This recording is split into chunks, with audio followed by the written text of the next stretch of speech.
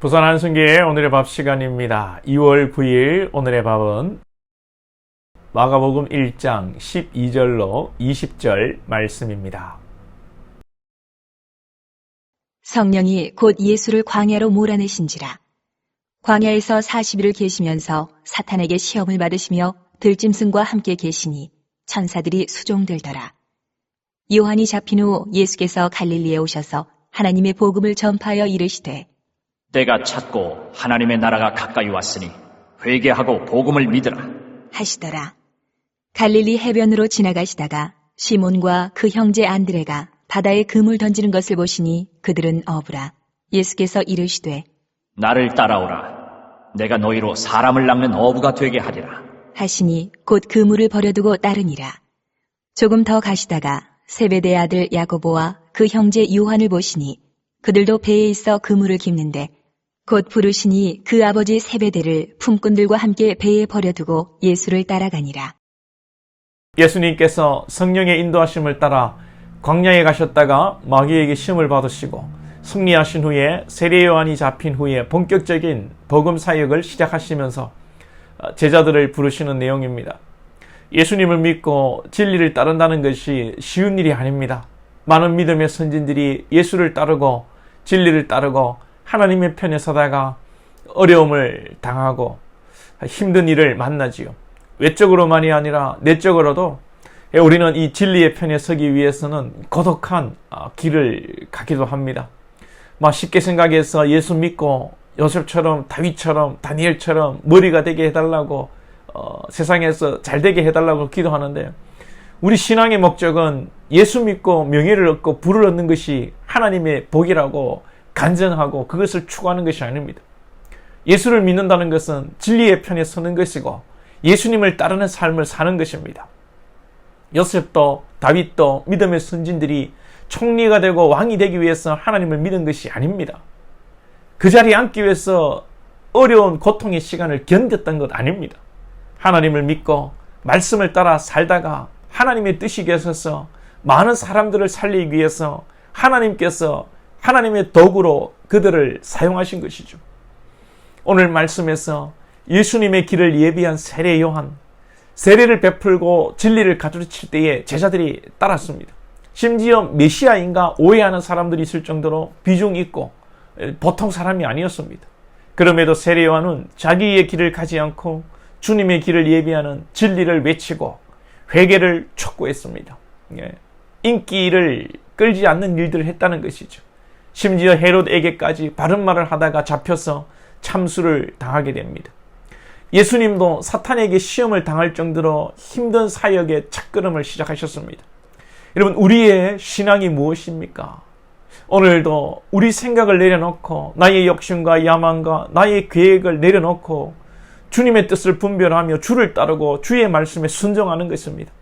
예수님이 그러셨고 세례 요한이 그랬고 베드로, 안드레, 야고보, 요한이 그물을 버려두고 또 아버지와 이 품꾼들을 배에 두고 주님을 따랐다고 합니다.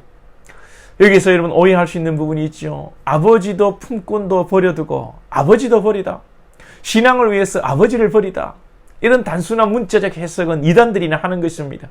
이단들은 진리를 위해서 하나님을 위해서 가정도 버리고 부자지간의 인연도 끊어버리고 재산만 들고 오라 그렇게 하지 않습니까?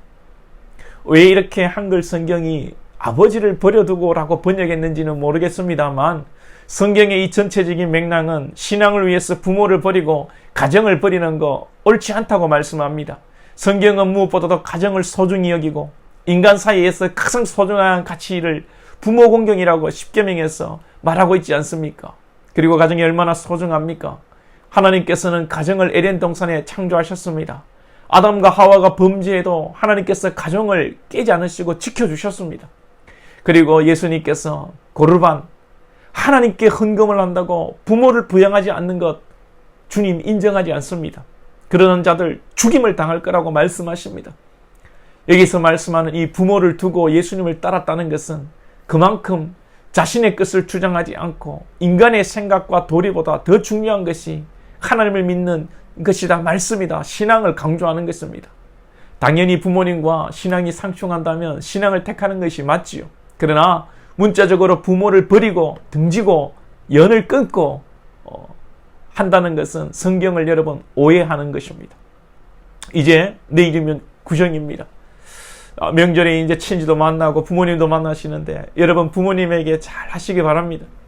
저는 목회자로 늘 불효자로 살고 그렇게 또 생각하고 있습니다.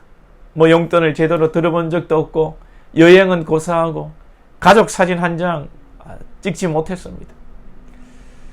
그런데 제가 제 자식을 보면서 느끼는 것은 아무리 못나고 부족하고 뭐 공부를 잘하다 못하든 어떤 잘난 것이 있든 없든 자식이라는 그 존재 자체가 여러분 부모에게 기쁨이지 않습니까?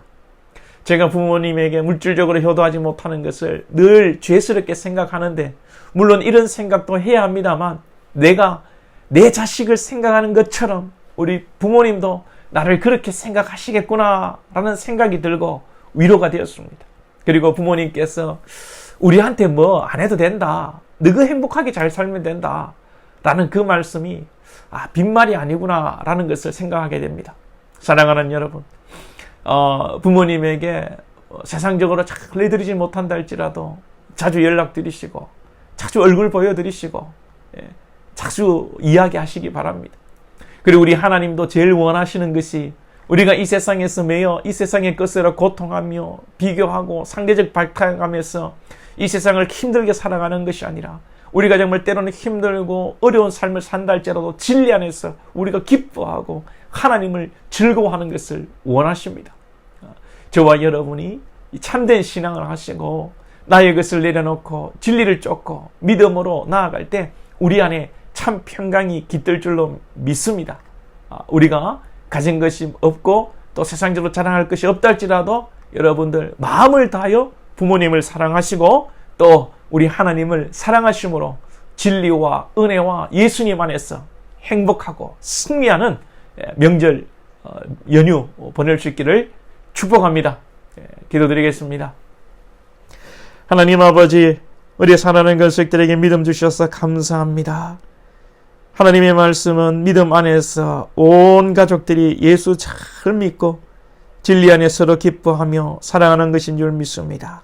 우리의 계획과 우리의 생각을 다 내려놓게 해주시고 오직 말씀 안에 진리를 추구하며 주의 말씀에 순종하며 나가는 저희를 되게 하시고 특별히 하나님 아버지 명절을 맞이하였습니다. 가족들, 친지들, 부모님 만날 때에 우리의 고집과 우리의 생각을 다 내려놓고 믿는 자로서 섬기며 사랑하고 희생하는 저희들 될 수 있도록 하나님 감당할 수 있는 힘을 주옵시고 특별히 부모님에게 잘 효도할 수 있는 물질로가 아니라 마음으로 뜻을 다해 힘을 다하여 효도할 수 있는 우리 믿는 주의 백성들 될 수 있도록 축복해 주옵소서. 예수님의 이름으로 기도하옵나이다. 아멘.